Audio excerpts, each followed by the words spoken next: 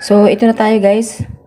Balik po tayo guys sa ating sumada tutorial. Ito po ay STL ng Quezon Province. So, STL ng Quezon Province, Batangas, Parañaque. So, kahapon guys, 9:17 ang lumabas kagabi. Ito po ay 27:11. Ito talaga magkapares naman talaga yan. 38-34. So, galing sa 16. 27 doon. 9 dito.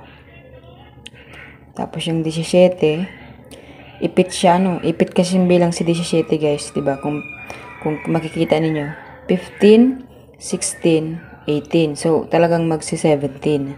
Pasunod po pati sa 16. Tapos yung 9 galing sa 27. So, ito, 18 na tayo ngayon. Ay, mali. 16 pala kahapon. Mali yung pitcha ko guys. I'm so sorry. So, ngayon pa lang ang 17.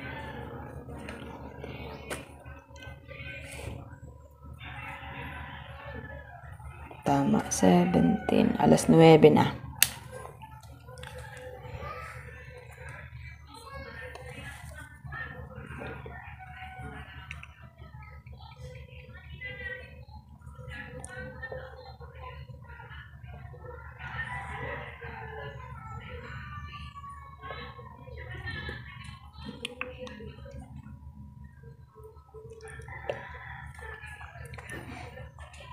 Tres,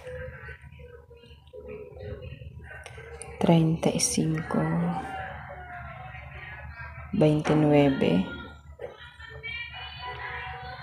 8. Okay, so ito guys ang ating sumada. So, pwede siyang mag 33, 35, 29, at 8. Okay? So, dito na po tayo guys sa STL ng Batangas. So, pitsa 16, pitsa 15, at pitsa 14. So, ngayon po ang 17. Okay, so sa sumada po ng bilog, wala po yung gis, diba? 30, 20. So, baka mag-gis. Okay, so gis tayo. 28. So, 5, 6, 9. 35, 37, 35, 36, 37.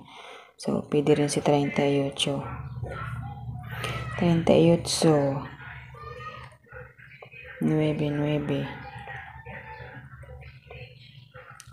Okay, so 27.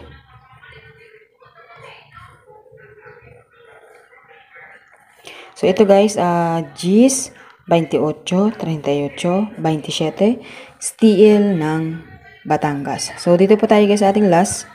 Ito po ay STL ng Parañaque. So, ayan. Okay, sa Parañaque naman guys ay 9 gis, 9.25, 34 galing sa 25. So, yung 2 naman galing sa 29, sumada. Yung 13 naman guys ay kapares siya ng 29 sa pattern. 27, 11. So, pwede siya guys mag-11 ngayon. 16, 38, tsaka 7. Okay. Steel ng Parañaque, 11, 16, 38, at 7. Good luck sa inyong lahat guys. Pag mayroon pong sumada, mag-focus po sa taya. Huwag pong pabago-bago ng sumada. So, yun lamang po guys. Maraming salamat and good luck po sa inyong lahat.